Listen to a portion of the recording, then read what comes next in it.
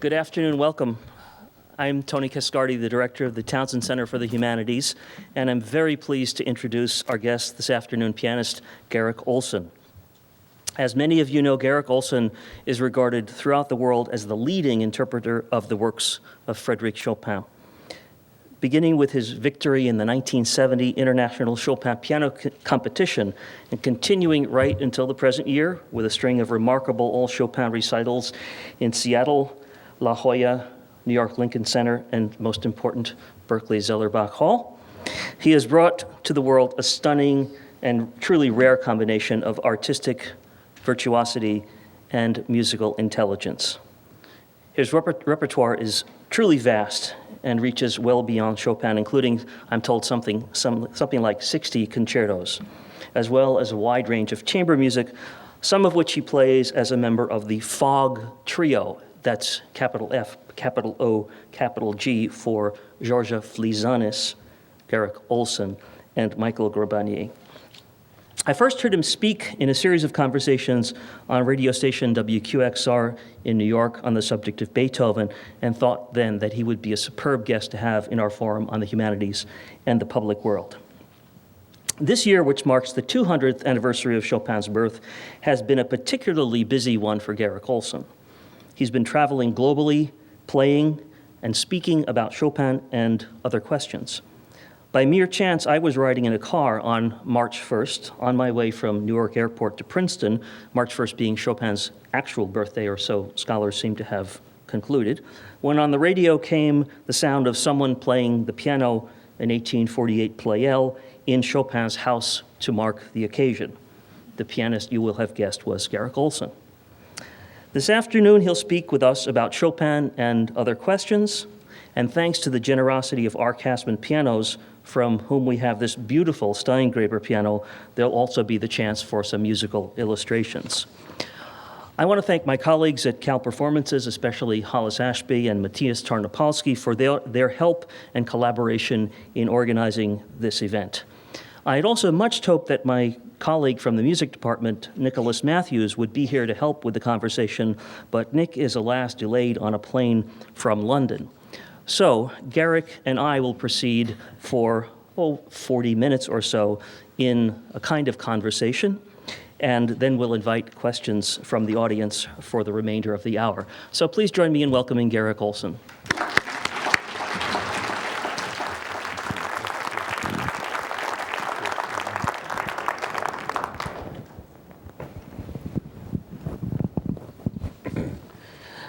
Garrick, well, I thought we might start with Chopin and the piano. And it occurs to me that Chopin is one of those composers whose work is thoroughly connected with a single instrument, which is not to say that the piano is the only instrument that he wrote for, but that he has a very special relationship to the instrument and a very particular importance in its musical history.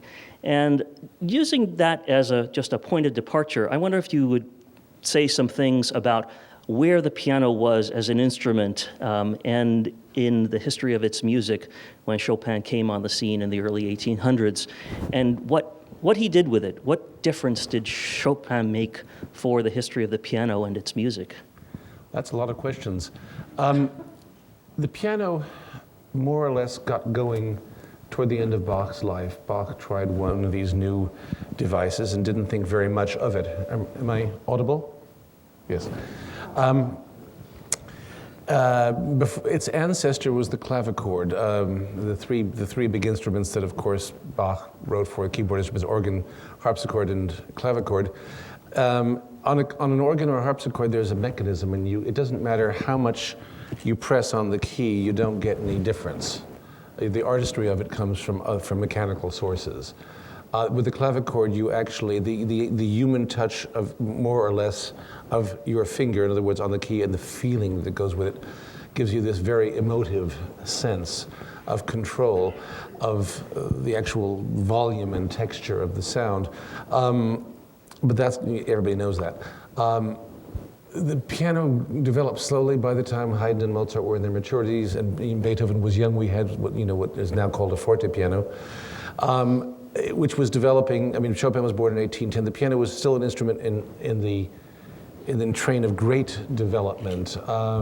It wasn't until 1855, 6 years after Chopin's death, that Steinway invented the overstrung frame, which solved an awful lot of problems of pianos, because pianos before that tended to be either soft and sweet or loud and ugly. And Steinway was the first maker who more or less succeeded in getting a large and beautiful sound out of this instrument. So it was an instrument in the course of great development, and composers are always pushing instrument makers. Composers always want to know what's new, and Chopin seemed to be uniquely placed. He seemed, and I've said this in interviews so much, so I'm quoting myself, he and the piano seemed to have genetic receptor sites for each other. It was as if nobody quite knew as well as Chopin what could be done with this still developing instrument and its fabulous new pedals and new range and new precision of sound. And he pushed the piano pretty much to its maximum limits. He got out of it everything that could be gotten, but he also, how shall I say, he had a unique insight, both intellectual and intuitive, as to what its sound possibilities were. Because don't forget, even if it's a piano from 1810 or 1790 or 1950, it's an instrument of illusion. All a piano can do is begin a note and sustain it for a while. It's inevitably, there's a diminuendo. I mean, just to tune your ears. That's the beginning of the sound.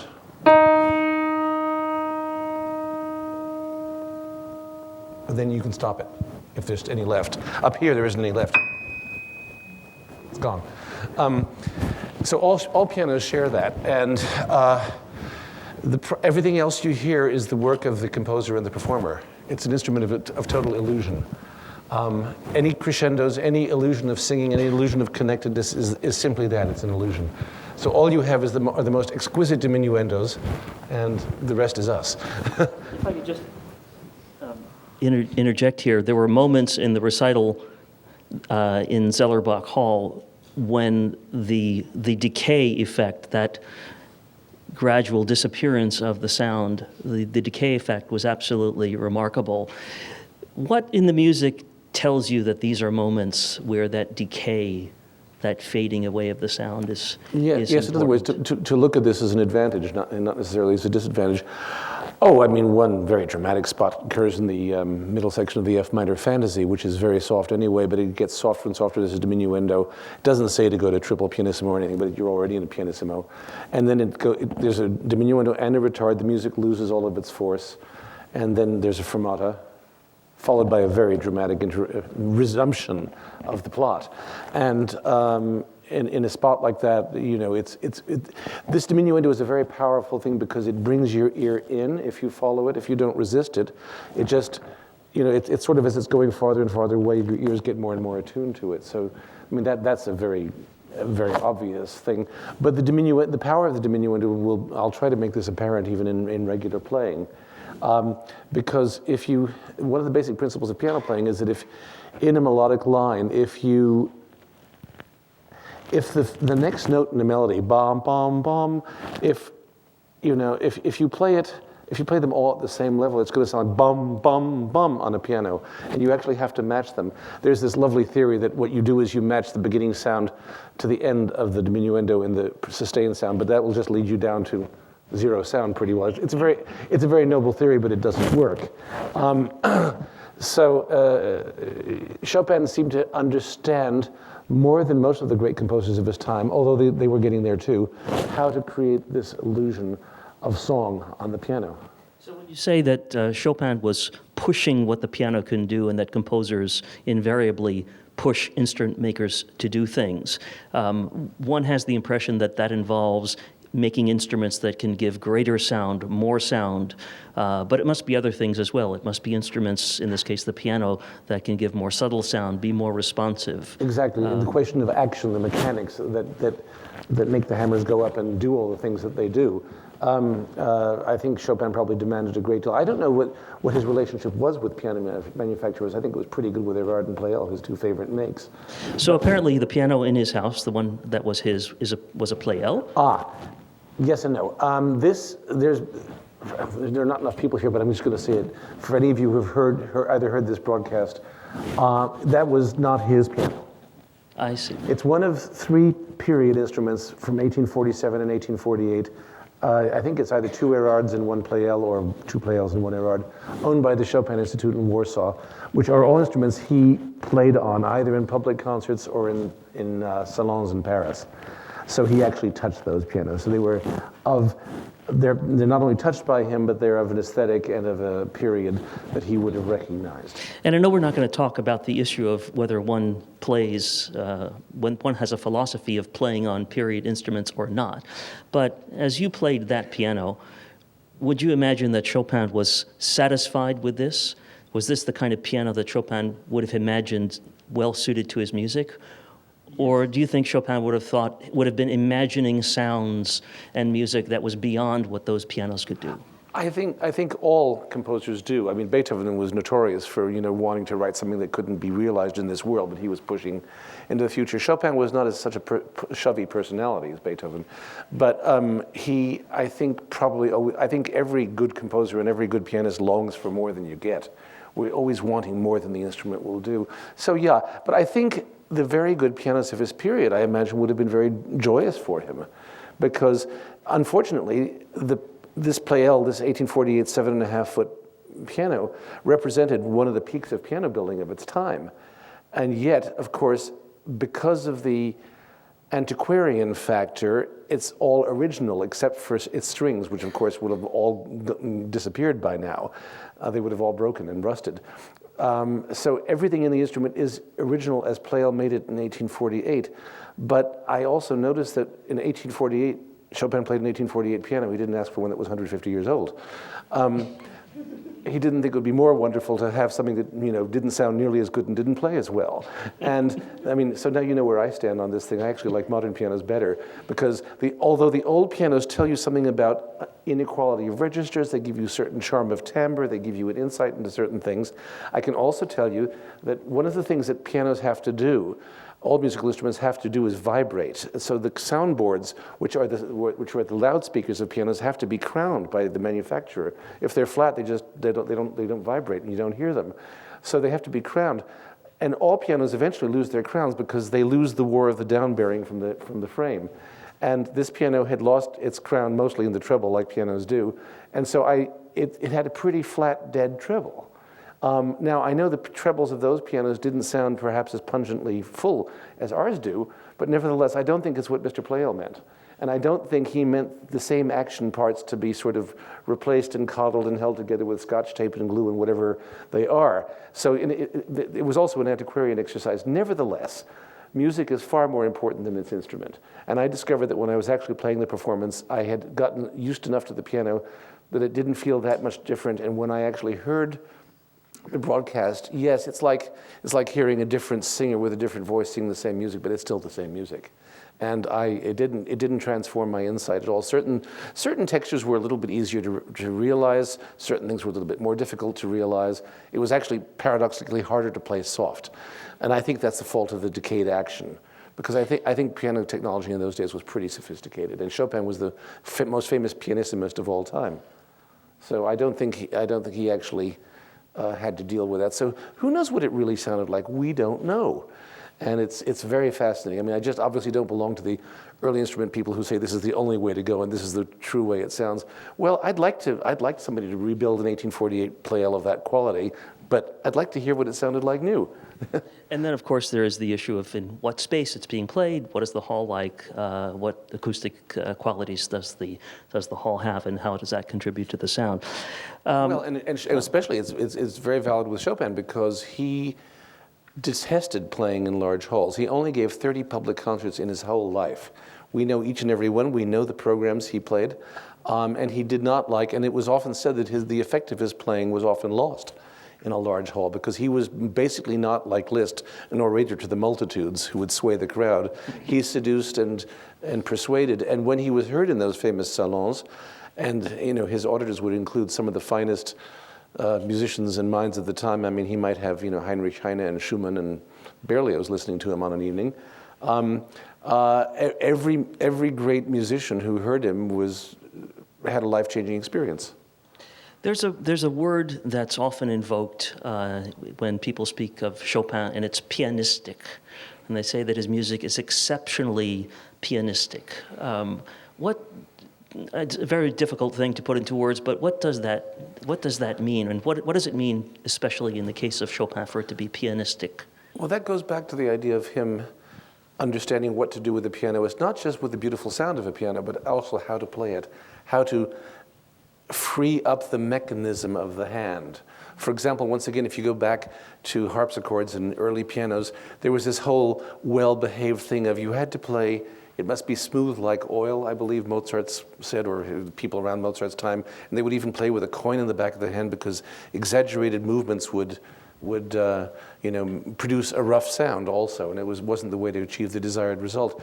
But as the pianos began to have more sound and be larger, and you wanted to do more things with them, Chopin was one of the people who actually, he sort of is the Rosetta Stone of how to play a modern piano. I mean, if you can play the Chopin etudes fairly well, there's basically nothing in the repertoire you can't play except for a few of the hammery bits of the 20th century, and you can probably do those too, because they're just extensions, they're add-ons to what Chopin did.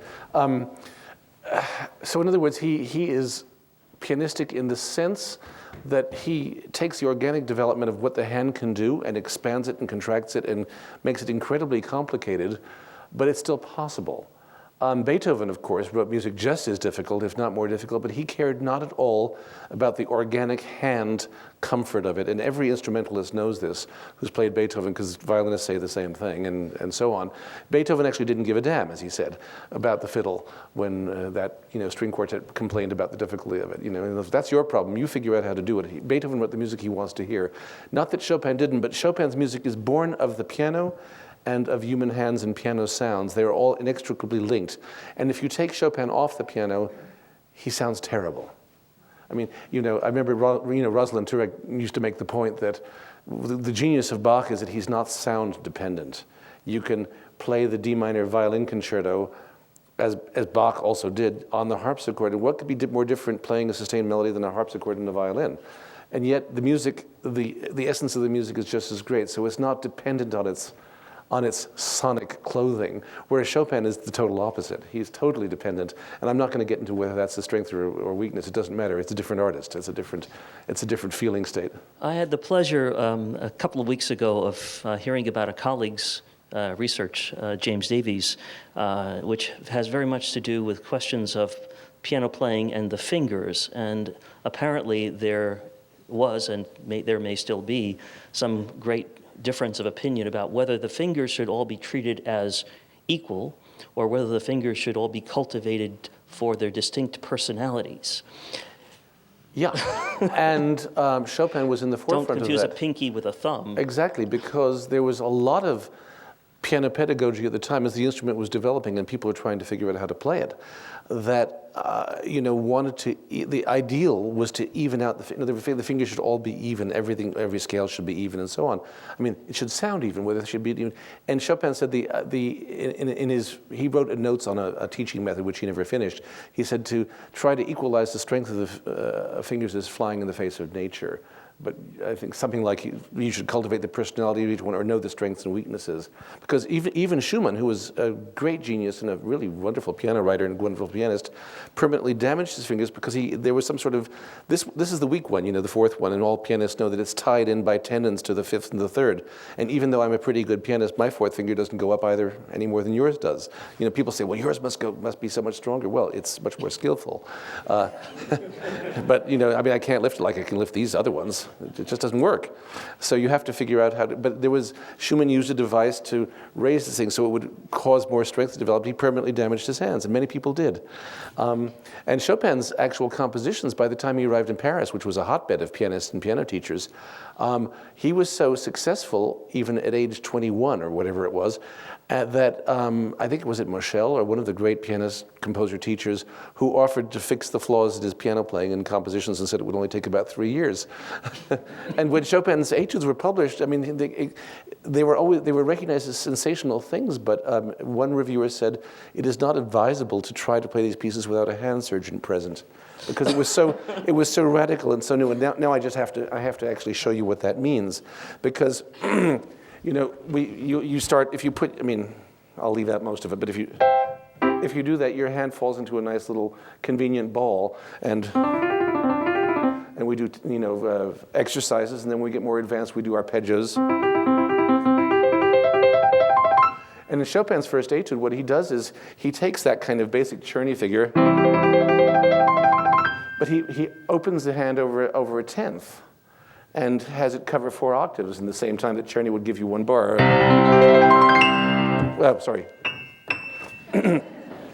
But it represents an enormous opening of the texture because, I mean, I don't know Czerny pieces, but you can imagine there might be a piece.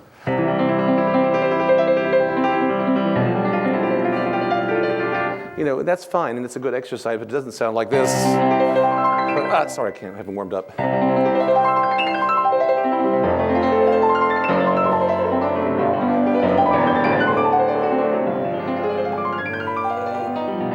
Now, we're not astonished by that anymore because we've had almost 200 years of music history since then, 180 years.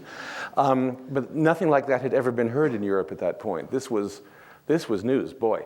And it was hard to play. And it was hard to play. And Chopin did not have the biggest hand, but it was said that when he played things like this, his hand would open up and swallow the keyboard like a serpent, like a serpent's jaw. And you know, his whole method of playing was based on this. He obviously had an incredible intuitive and intellectual grasp of what the hand could and should do.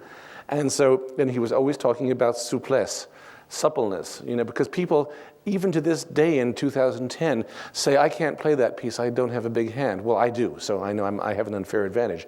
But it's not about having a big hand, because here, I mean, just here's an organic illustration of pianism and what's organic at the piano. It's a stretch of a tenth. Now, many pianists can't do that. Even some famous ones. But if you actually figure out how to move, and this is a very complicated piece, it's a study in stretching and contraction all at once. It's this. It's not, you can't play this piece spread out. Nobody can. You have to constantly, you're moving at the same time. So by the time you've played the C, by the time you get to the G, your thumb has to be traveling up so that the short, weak figures can play. See? I'm quite relaxed there. It's just a little ball. I mean, you're opening, closing at a ferocious rate. I mean, you're playing 600 notes a minute, so you're probably opening and closing, you know, 200 or 300 times a minute in a controlled environment of exquisite precision and force and great sound. But it's very organic. Once you've got it, Chopin is incredibly difficult, but once you've got it, there's a certain pleasure in doing this stuff. The kind of pleasure you'll never get out of any Beethoven piece, because Beethoven's always going to be a struggle, and actually the struggle's in the music too. But it's I don't know, it's free. You're not fighting what's natural. It just happens to be terribly hard. Is it the same experience? Is this on? Is it the same experience playing the very lacy, glassy embellishments that are somehow incorporated into these very long lines? Is that a similar experience, or is that a very different way of playing? No, it's similar. I mean, using weight, using strength, lack of it, the fine control of all this. I mean, this is all part of the book, you know, the book of how to play the piano, of which Chopin is probably one of the greatest, you know, examples. It also feels great, but it's just very, very, very hard. It becomes, I don't know, when I say feels great, it doesn't feel, it's hard. You have to practice this stuff all the time. But it's, you know, once you sort of get it and it kind of rolls, it feels fantastic as it's going by. It feels like great athletic accomplishment as opposed to an unsuccessful athletic accomplishment or unnatural one. And, you know, even the word athletic or pianistic, I mean, would an ice skater be a great tennis player? I don't know. I mean, some of them might be, but a lot, you know, we're different genetically. Our bodies are different. Some people are long distance runners. Some people are sprinters. It's a different thing. You know, it's one size does not fit all. So I think I didn't really answer your question.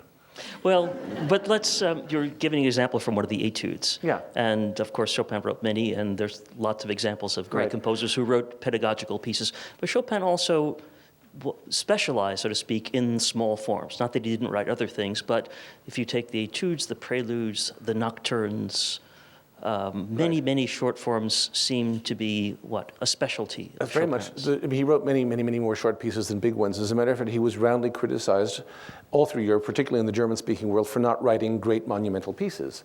As a matter of fact, when he was a kid in Warsaw, Chopin is first in so many things. He's the first nationalist composer. He's the first great European composer who didn't come from England, Germany, France, or Italy. He came from somewhere slightly on the periphery. There wasn't Glinka yet. There wasn't Liszt. There certainly wasn't Bartók. There wasn't anybody like that. There had never been a dominant European genius who came from outside of the main area. And Poland, while not Paris or Vienna or London, nevertheless was a provincial capital of great sophistication and great musical culture. And it was recognized immediately that they had, I hate the expression, but a world-class genius there. This was a source of great national pride, as it still is. And basically, his teachers were already saying when he was a teenager, you must write symphonies and operas and concertos and cantatas and string quartets to show the world that here in Poland we have a genius that can be put up with anybody in Europe. And Chopin knew himself so well, he was sort of born wise.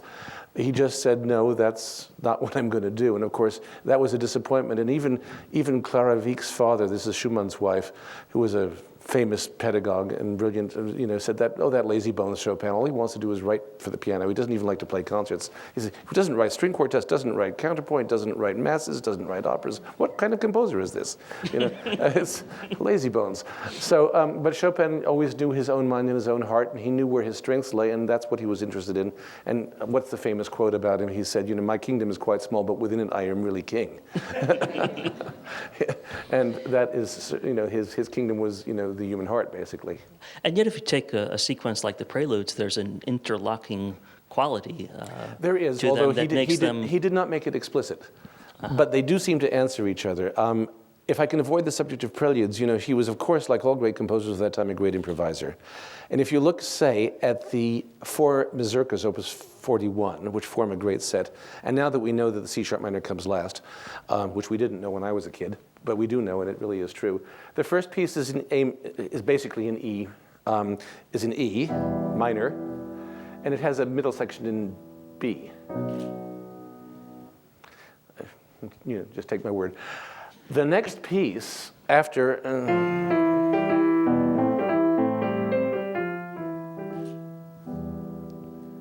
the next thing you hear is a mazurka in B, which goes like which is based on the same sound. The middle section of the first one is basically based on that. So that's just an ear connection. There's no musical logic to it. You could say it's architectural, but he doesn't write architecture that way.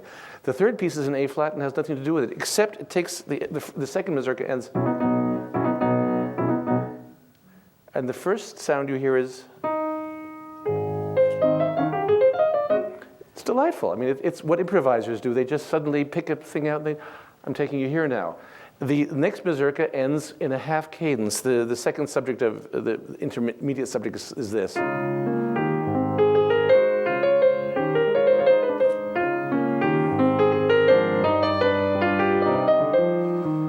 Anyway, he ends it without finishing the phrase.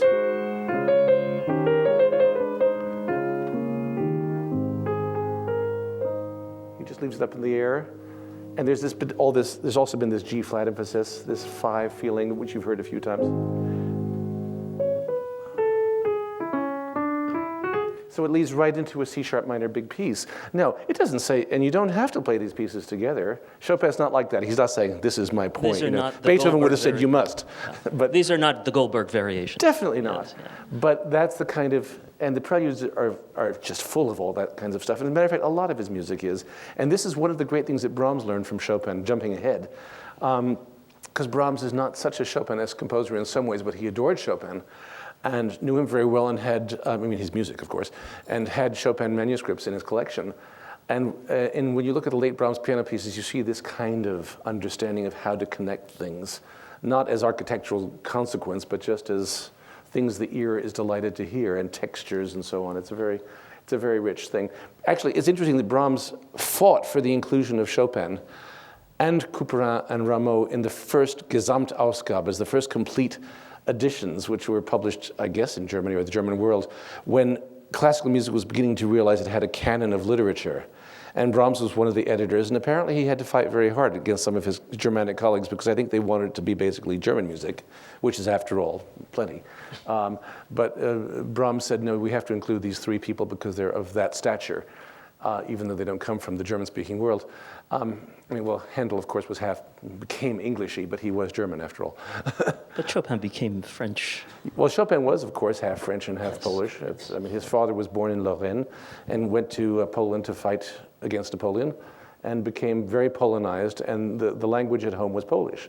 And Chopin's French was very good, but wasn't as good as his Polish. And because, you know, in France, Chopin is considered 100% French. I mean, he's one of theirs. Everybody loves him. Everybody claims him. So speaking of short forms, is it true that Chopin invented the Nocturne? No, he did not invent the Nocturne. In fact, other things which were called Nocturne, which had a night theme. This is one of the most famous things about Chopin, and it's true, is that there was an Irish pianist and composer called John Field, who became quite celebrated by writing a lot of nocturnes. And they are similar to Chopin's nocturnes because they feature, well, here, I'm just going to lecture for a while, if I may. I'll turn this off. No, don't come back. Keep me on course. I can really drift. The thing about Western music is, you know, in the Baroque period, we had a lot of counterpoint, and then in the classical period, we had much more homophonic music, you know, melody with accompaniment. I'm generalizing madly, of course. So in Mozart's time, we had a melody, and you know, because you don't want on a piano, you can't sustain anything. So sometimes you divide the accompanimental sounds up, otherwise they sound clunky and chunky. So in other words, you know, doesn't sound very nice. That melody becomes boring, but you know, when you separate it into what's called this Alberti bass, you get this gracious effect, and it helps hold the melody up and not be just so sort of four square. I mean, a string quartet could play that because it could sustain that underneath texture. So John Field, with the development of the piano and with pedals, wrote pieces. I mean, I can only quote a couple of bars of one, which I knew as a kid. So he spread these Alberti basses out over more than an octave, and by using the pedal, which combines things. Here, let me just show, you know, you all know this, but these notes, that's without pedal. With pedal, they just sit there and they hover in the air and they lend a magic to the sound. So he was able to spread it out over more than an octave because pedals had developed a great deal. So there's a piece where the left hand plays, and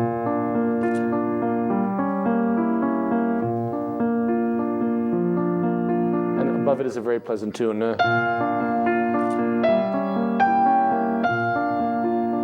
Something like that.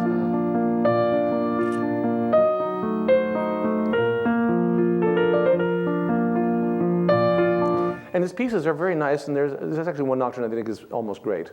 But all I have to do is just show you what Chopin did with the same formula. I mean, just the first published nocturne in B flat minor. I mean, your eyes start to roll back in your head.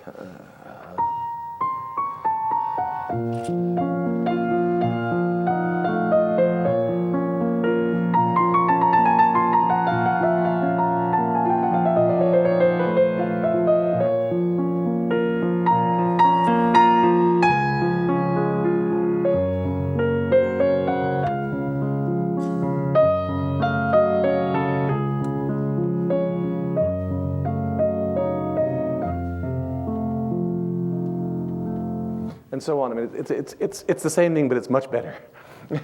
It's much greater, and you know, it has this mesmeric quality. I'd like to just point out also that the accompaniment is part of the secret in Chopin. You know, one of his most famous etudes is a slow one.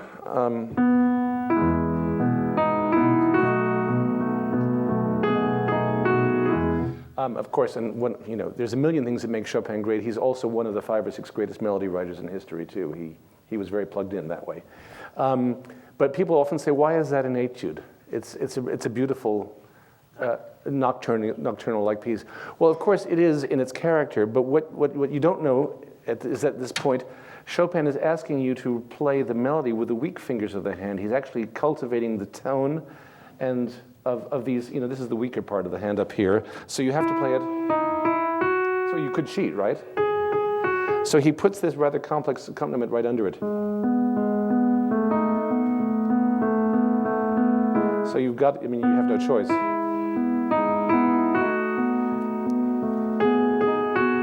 And if you don't have a good touch on a modern piano or on a player of the period, if you just play all the notes the same, it's going to sound this way, and it's really clunky.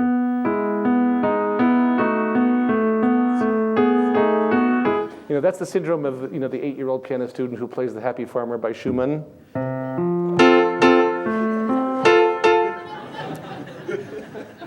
And as they say at Juilliard, nobody's going to buy a ticket to hear that.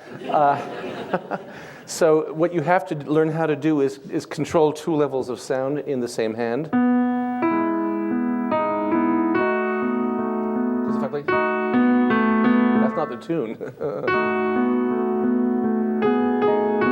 Yet you have to pay a lot of attention to it because you can't just suppress it and play it soft like some people try to do. It's just a tune, and there's sort of some vague mush underneath it. Plus, he gives you even more accompaniment in the left hand.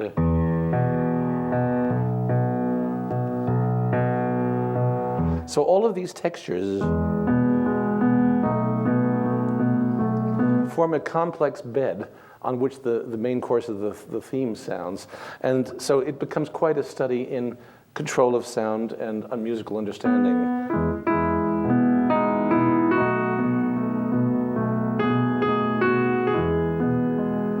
And I'd like to return to something you talked about before, which is the diminuendo.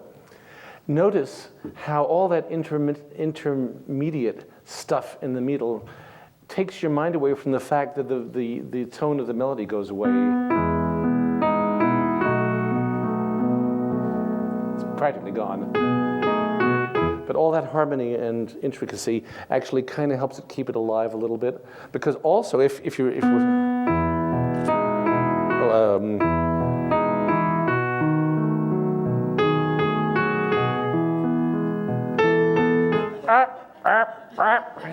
so Chopin actually clothes it in a way, and of course you don't play it as tacky as I just did, but still.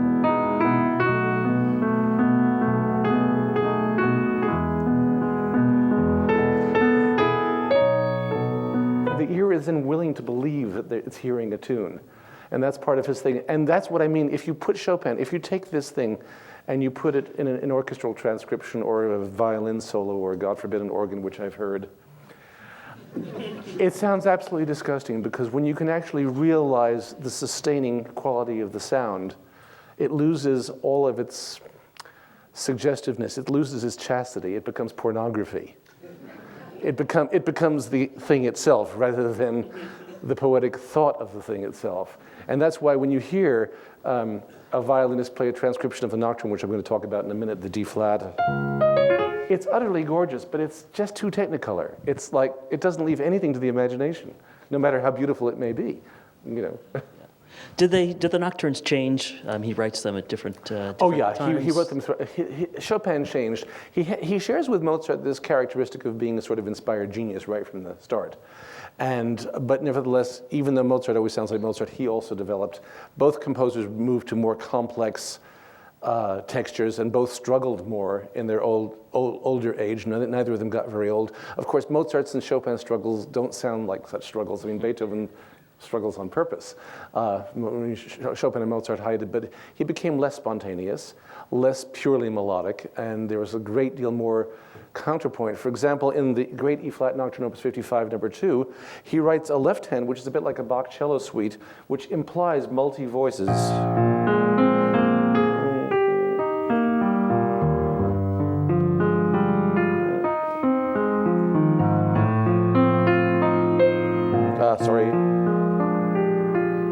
Which is really hard to play and hard to learn because it's so expressive. And on top of it, he has this melody, which by itself wouldn't be a very good piano piece.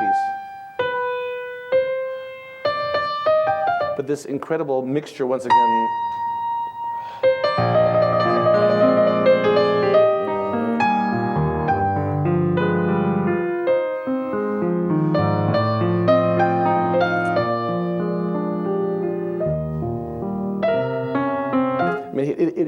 it's just a left-hand part, but it implies 2 or 3 voices weaving in and out, commenting polyphonically on the main theme, and then he even splits the main theme into two voices and so on. It's very complicated composition, and that's, if I may, I'd like to actually talk about the D-flat Nocturne Opus 27, number 2, and perhaps even play the thing.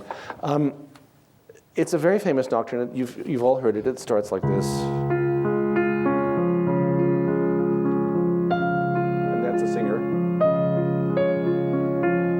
Now just look at what it is. It's in 6/8. 1, 2, 3, 4, 5, 6. He metronomizes it rather fast, so he doesn't want 1, 2, 3.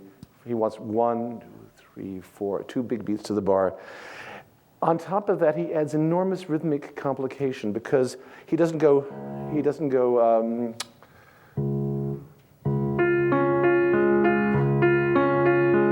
this. So he outlines all of the stuff of the D-flat chord, but he gives you potential other rhythmic accents. It could be almost 4 to the bar. It doesn't have to be this. It could be. It's neither this nor that. It's ambiguous. It's floating. It doesn't actually say, I'm in this. Plus, he then understands, you know about overtones. If a string is cut in half, it will actually sound an octave higher. Then if you cut that again, it'll be a fifth.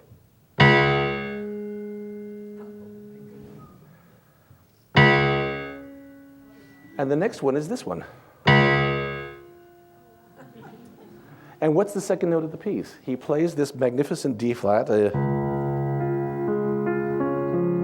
So he's working on the natural overtone series, which on a tuned piano is not quite precise anyway, but it doesn't matter. In other words, it's already inherent in the first note. So when you hear that, it's like, you've known this before you've heard it. Then he gives you this 12 notes of this gorgeous accompaniment.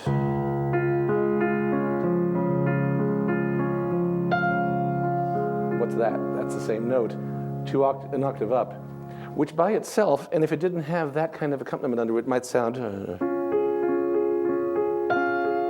pretty. But when Chopin does it, the way he sets up the singer's entrance, it's like when you hear a great singer and it's the most beautiful thing you've ever heard. The singer opens, it's like, oh my God. And that's only the first, that's just the beginning of the piece. It's not even got anywhere. So, but it's really worth pointing out because so much of the magic in it is right in the writing. And if you ask me if he understood this consciously, I would dare say yes. I mean, my guess is he was he sounds like he's magic, but he's one of the great musical brains along with Brahms and Bach. I mean, it's just, which I'll show you in a minute. Don't have to do anything, it's there. Now, I don't even know how to tell you about all this without spending an hour on every bar. But this wonderful melody, which is so singing in its qualities, is unsingable. All of Chopin's great melodies have too far a range. They suggest singing. They're not really sung tunes. That's fine. I mean, you'd need the singer with the four octave range, which doesn't exist, and it wouldn't sound very good anyway. So now let's just look at a little bit how he puts this thing together. So we've got to the second bar. Phew. Somebody might have written a noble tune. It's kind of an ordinary plain thing. He gives you the appoggiatura to the D flat in a long way. Now the appoggiatura,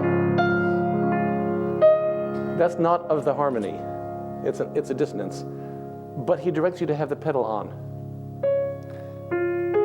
All through this. And he gives you another one. And it gets more and more dissonant and more beautiful. And this is all within one pedal. It's all this blur. And then he does one that's so big, it's like a boulders. That's the other thing. The most elegant composer in the world sometimes just puts a stone there. And what that does is it forces the harmony to change. So he keeps piling up this dissonance upon itself until it's unbearable, and then he gives you one that's so big, and watch what happens to the left hand.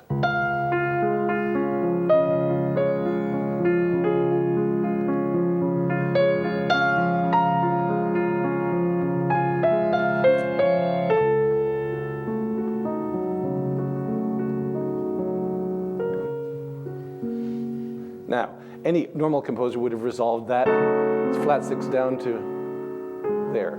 That's what you normally do, especially at that time.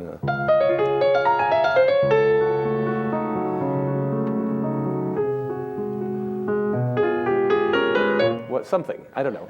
But, I mean, the guy is too much. So first of all, he gives you this howling dissonance.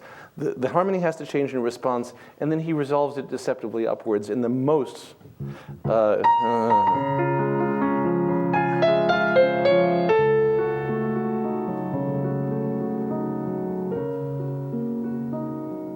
And so we've gone from here to here. It's a tremendous opening. I mean, not opening of a piece. It's a tremendous opening, but it's a tremendous opening of the feeling, suggestive feeling of harmony. Okay, the second time around, the second verse, when it comes back, he writes it pianissimo. He was famous for never playing things quite the same way twice. He writes a few little thises and that's. But the second time, he doesn't do much different. He changes the phrasing a little bit. It's a bit softer. But then he actually plays on that dissonant bar by adding another extra dissonance in a middle voice. It's a romantic trick, which he probably was one of the chief inventors of.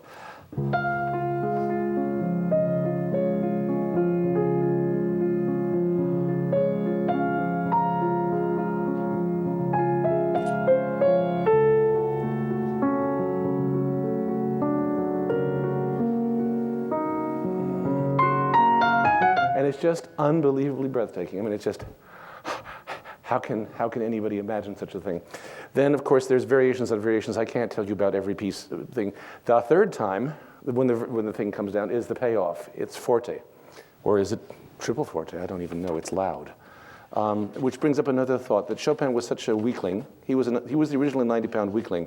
I don't look like him at all. And I'm not dead yet, and I wasn't 90 pounds and sick my whole life, and I don't detest playing in public. It's only forte. Oh, darn.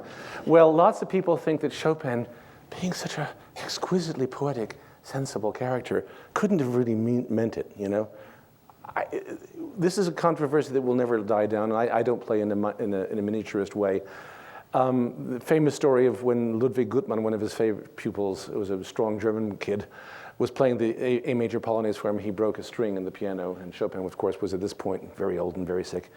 And, you know, Gutmann apologized in confusion, and it's said, it may be apocryphal, that, young man, if I had your strength, there would be no strings in the piano left when I was finished. So whether he wanted to play like a 90-pound weakling or not, I don't. You know, we'll leave that for the scholars.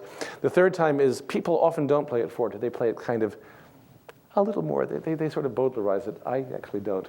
But the miracle of the third time around, and by the way, this is quite common in versing, is that the third time you often do something quite astonishingly different. So, you're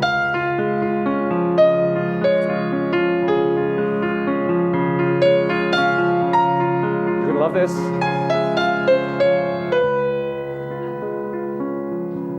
And then watch.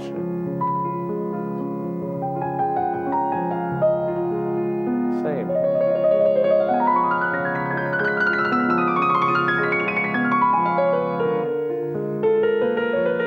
Not too well played because I'm not really warmed up, but I mean, you know this you know the spot in Clair de Lune, there's the magic spot in the coda.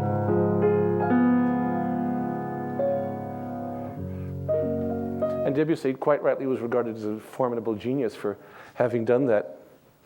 He does it, and he lasts a bar. You know, Chopin gives it to you for 4. I mean, and Debussy, of course, was one of the greatest of Chopin worshippers and lovers, and indeed edited his music. Chopin does this particular trick in D flat 4 times in his life, and it's always drop dead astounding, and it's never the same twice.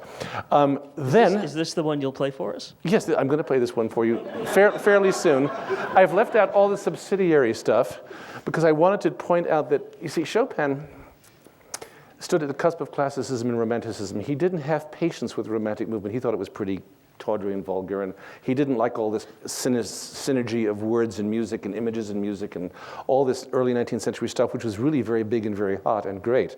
But that was not for him. His gods were Bach and Mozart. If they would give him a good review, he would have been happy. He didn't care what anybody else said. He happened to like Italian opera at the time, which you can sort of hear.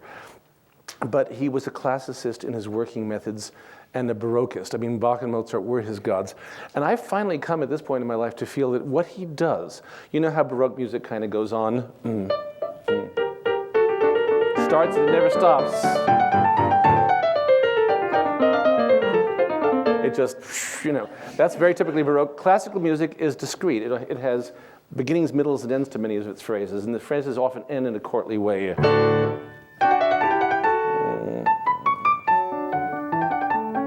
Now, Chopin doesn't do so much of that. But in this piece like this, he does, I think he shows a kind of a kinship of architecture with Beethoven, which is a very strange person to think of in this music.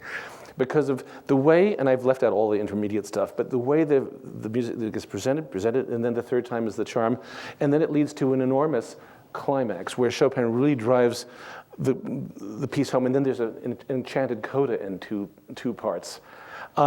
That's another thing that people often Baudelarize when they play Chopin, and I get very cross, because they make him pretty instead of strong. When you look at the climax of this nocturne, it says con forza, appassionato, forzando crescendo with a diminuendo, accent, and then FS at the actual point of real cadence.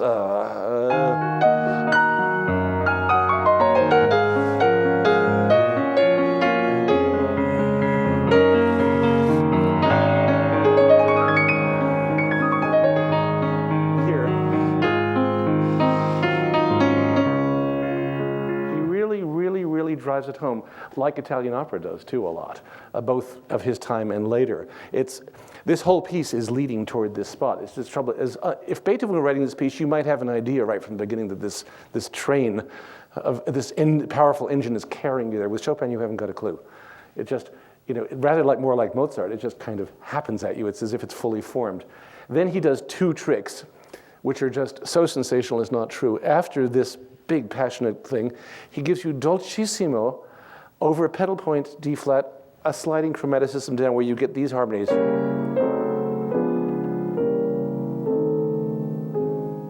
Typical 19th century stuff, but somebody had to invent it.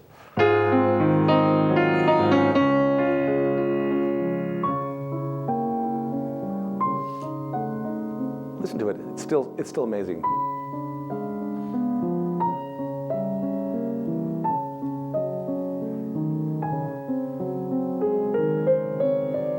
Enters magically. Once again, this is what I think Chopin shares with Mozart. He can move you, he can astonish you, he can delight you, he can give you all the joys and pains of the world, and then he's got something extra that is just going to be even more heart-stopping. And then once he's done that another time, he decides to give you a little duet, which is so incredible because of the way it makes the piano sound. And look, by the way, what the left hand is doing. It's over 3 octaves. Which,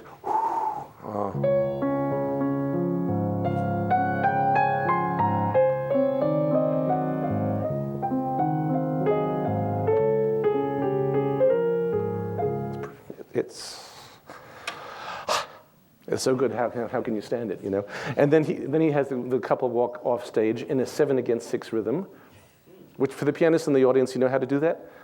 Learn this from Claudio Arau. You don't actually do 6 against 7. This is not a Pierre Boulez piece. But you don't try to do what many people is to sort of figure out where you can put a triplet in it, because there's too many notes. 1, 2, 3, 4,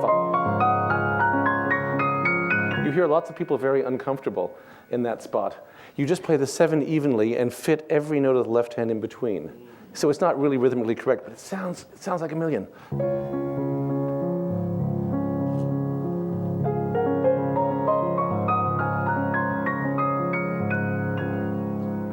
It's an illusion, but it's close enough. So that's one of the. Oh, another trick, by the way, pianists in the audience who have to play this piece, and all Chopin pieces and all pieces in the Romantic movement, when you have these really difficult left-hand things, play them with 2 hands to hear how you want them to sound. Because this is, just look at the sheer difficulty of, even with my big hand, I'm maneuvering in between each note. You can't do it any other way. You can't play it in honest legato. Or it'll sound like this. It'll sound like a bad pianist again. We don't want to hear that. So you're maneuvering. So just do it with. I'd like it's a Schubert stroke. That's how I'd like it to sound.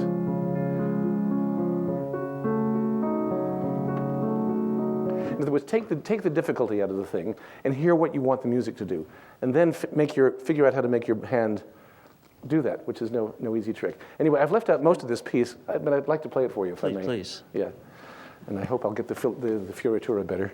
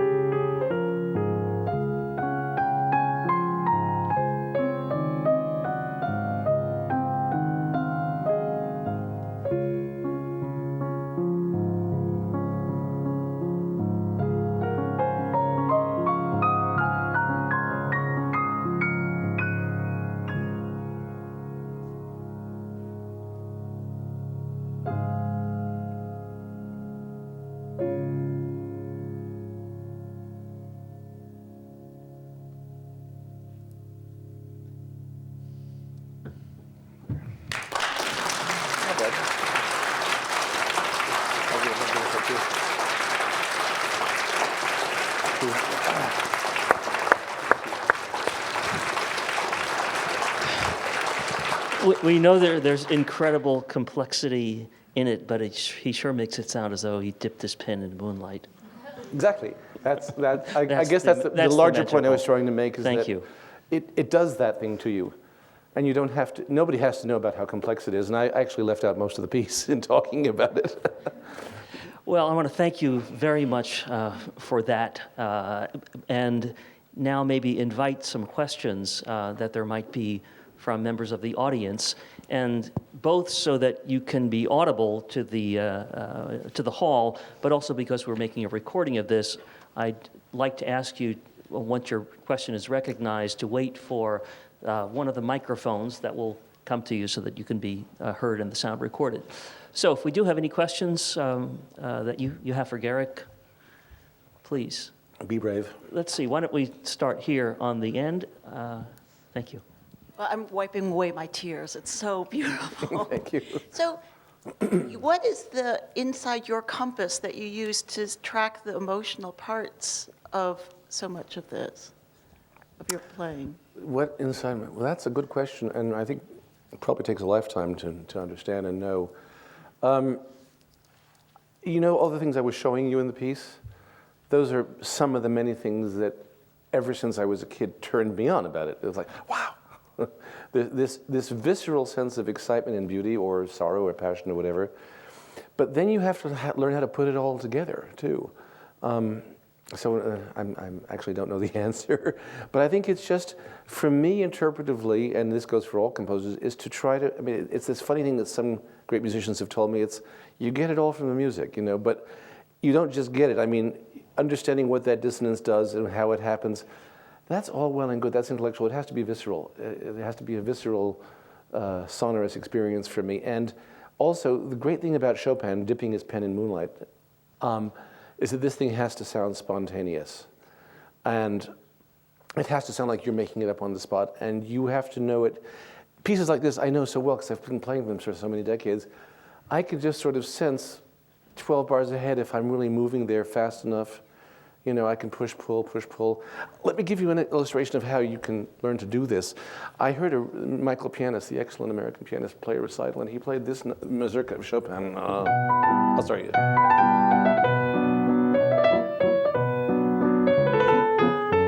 And he played it very beautifully with a great understanding of the whole thing, but it was boring. And I thought, okay, but what does it mean, boring? Why? If you're gonna coach somebody, you've got to say, it's boring. Don't be boring. You know. And I realized he just never let it go in any other tempo except the one which was a beautiful tempo that he was in.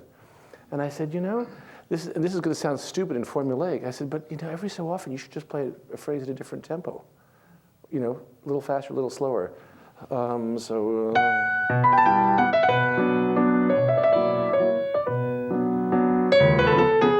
Because when you hear the great mazurka players, you know, Horowitz, who I heard live, and Rubinstein and Friedman and these people who are dead before I was born,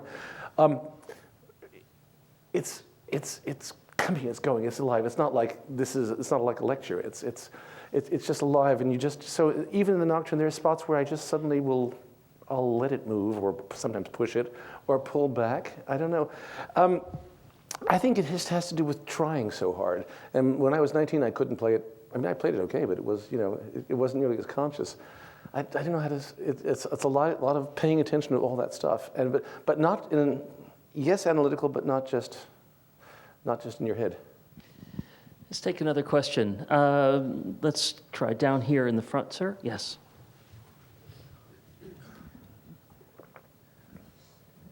Is it known what Chopin thought of Beethoven's music and vice versa? Well, Beethoven didn't know any of Chopin's music. He died in 1827, and Chopin was 17, so that leaves that out of the pile. Beethoven, it is known that Chopin was a terrible snob and didn't like most music. He didn't even like a lot of Schumann's music. He once said that Liszt was, you know, a great man, but the themes of his, you know, pieces will lay buried in the, you know, columns of dead newspapers or something. They were good. They were pals, by the way. Mozart and Bach were his gods. He clearly admired Beethoven, and he taught some pieces of Beethoven to his students, particularly the Funeral March Sonata. And But it seems clear to me that Chopin was this person who knew his mind very clearly. And for everybody in that generation, Beethoven was this bold, talk about a boulder in the road, he was a boulder bigger than this room. And most people either had to go with him, and most people did, or rebel against him. And my image for Chopin is that he sort of looked at it and he admired it, he tipped his hat, he wasn't about Beethoven stuff at all. Beethoven didn't influence him that way, but he stole. And he paid homage to Beethoven in some really brilliant ways that great composers do. For example, in the famous funeral march of Beethoven, in the sonata which he taught a lot. When it comes back later, when it's in the left hand,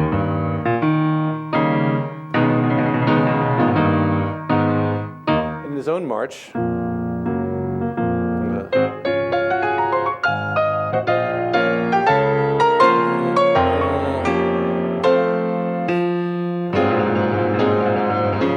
of course, they're both invoking the snare drum of a great public occasion. I mean, that's part of.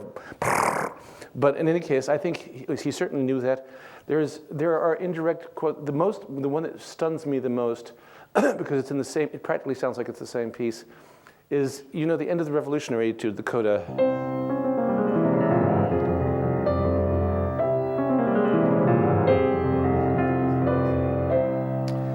The coda of the first movement of Beethoven's Last Piano Sonata has very similar music. Instead of this, it has.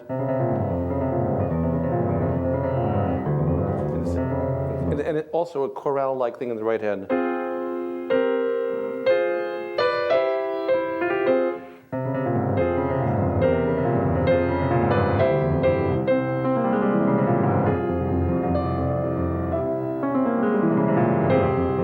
I think that can't be it. That can't be a coincidence. And it was also said that he was once sitting next to Mendelssohn or Schumann. No.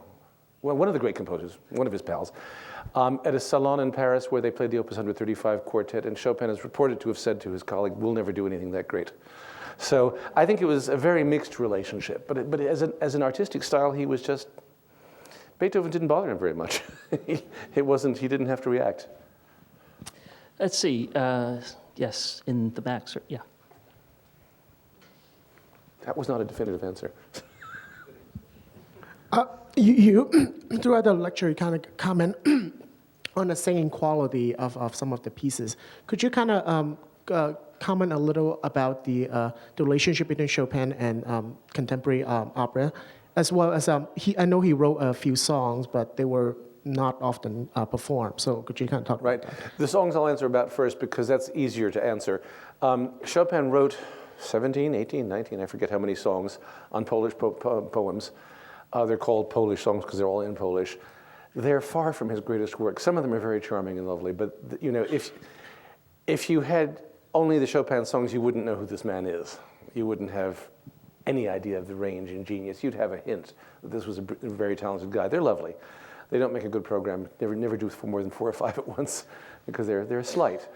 Opera he loved very much, and clearly this whole idea of this Alberti bass and this singing tune up here is very much what Bellini does all the time. I don't know many Bellini arias, but.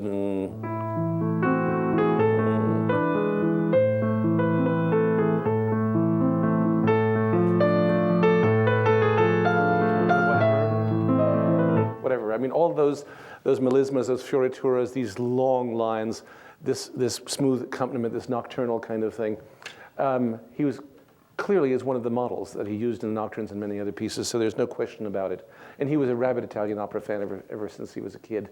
So I think he was very much influenced by it.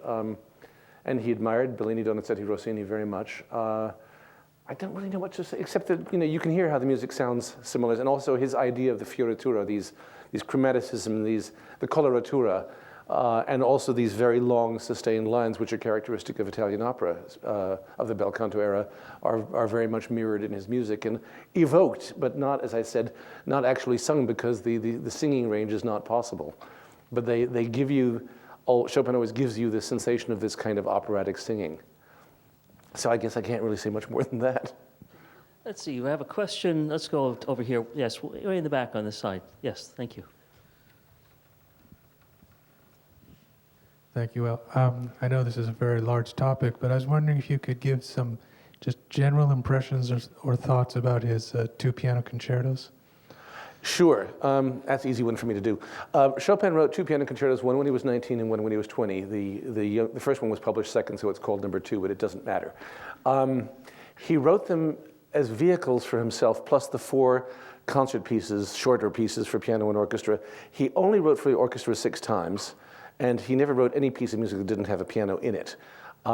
There's 3 or 3.5 chamber pieces, depending on how you count them. There are the songs, and there's a flute set of variations. He wasn't interested in writing for symphony orchestra. These were pieces for occasions. He set out to conquer musical Europe, which he swiftly did. And in those days, composers were performers and performers were composers. So you had to have these works as calling cards. So he wrote these incredibly beautiful works, full of great melody and great fioritura and great pianistic convention, and not much for the orchestra to do. There are actually not so interesting opening tuttis, but then the orchestra recedes to basically a background hush for the soloist then to sort of have his own soliloquy. And so they're not concertante works in the way that Mozart or Beethoven are. They're not developmental. They're not about the relationship of instruments, of pianos, or the development of themes. They're soliloquies for the soloist. They're absolutely beautiful. They're ravishing. They're not Chopin's greatest work. I mean, as glorious as the F minor concerto slow movement, which I'm playing this week with the San Francisco Symphony, which is one of the greatest things ever written, age 19, by the way. It's not as great as that Nocturne I just played for you, as a piece of music, and yet it's one of the most beautiful things you'll ever hear. But great, who cares about what's great? But in putting labels on that stuff. But the concertos are very gratifying for a pianist to play. They're incredibly difficult too. They really show you off, because part of his function was to show off his virtuosity as well as his poetic soul, and he did that absolutely. So I would say that they're important works, and yet far from the greatest Chopin works, and I hate to do all this value judgment stuff, but sometimes when I play encores, like after I play a Chopin concerto or play any great concerto, if I play an encore, if I play something like this D-flat Nocturne, there's inevitably somebody from a really fine orchestra who comes up and said, "What is that? That's the most beautiful." I said, "Oh, the only Chopin I ever hear are the piano concertos, because if you're an orchestra player, that's all you ever play. And by the way, they're a nuisance for orchestra players, especially the string players, because you have to sit there and do this all night, very softly. For a long time, it's difficult." And I always say, to be a little funny about it, that if the better the job the conductor and the orchestra do in a Chopin concerto, the less they are noticed. If you notice the conductor and the orchestra, that means they're really interfering somehow. If the accompaniment becomes terribly interesting, it's really not right. It shouldn't be fascinating. I always say, no great conductor and orchestra can make a Chopin concerto performance great if the pianist isn't wonderful. Conversely, no great pianist, no matter how great, can play a Brahms concerto and make it wonderful unless you have wonderful collaboration, because it's such symphonic chamber music. It's just a different side of the coin. See, you've had your hand up for a while here. Yes. What about particular pianos and how you feel about them being the best or the most simpatico for playing the pieces? That's a good question. I am definitely, like Liszt, a person who admires lots of different pianos. Steinway has become the de facto great piano of our time, and has been for a long time. And it's certainly one of the greatest pianos made. It's become more or less the standard brand.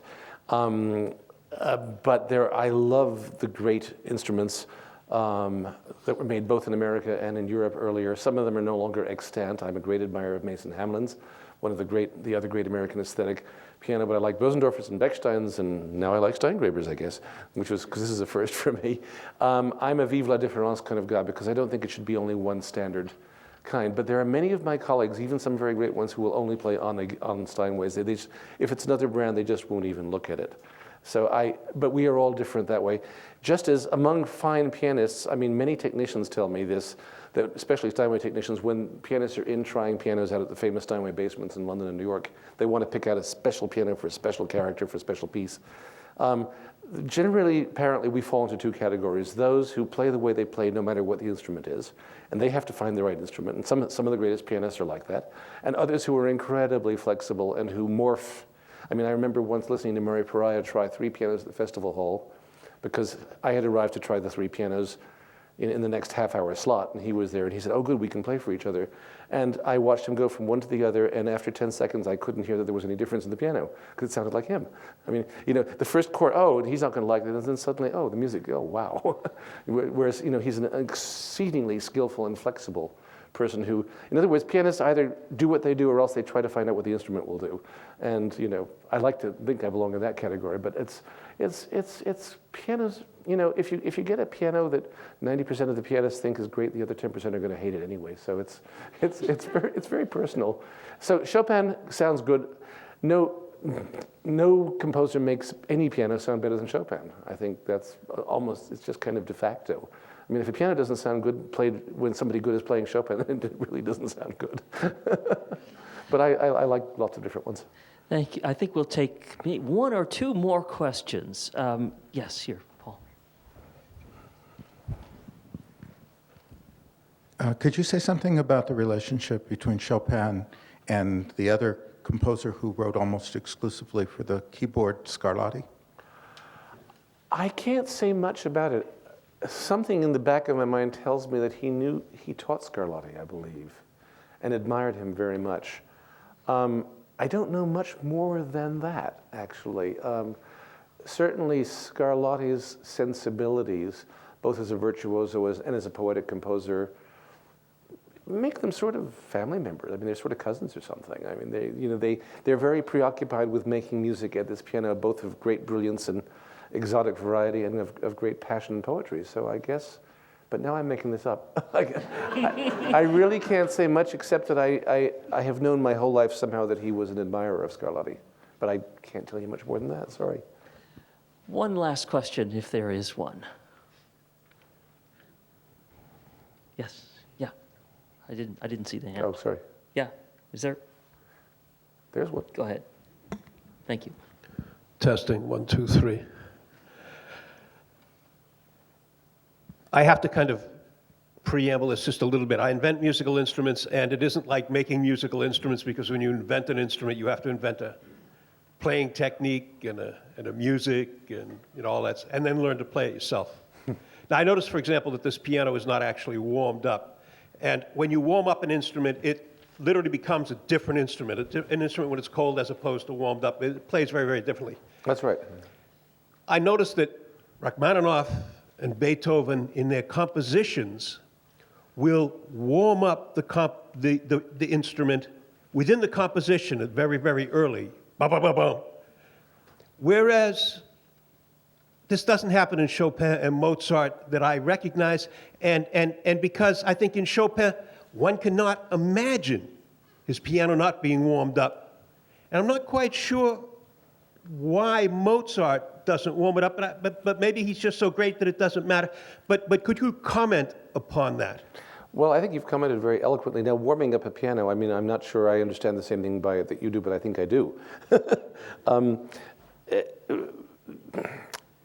Also, by the way, I'm not complaining, but this room has zero acoustic. It doesn't flatter anything. And I think that as we got used to it,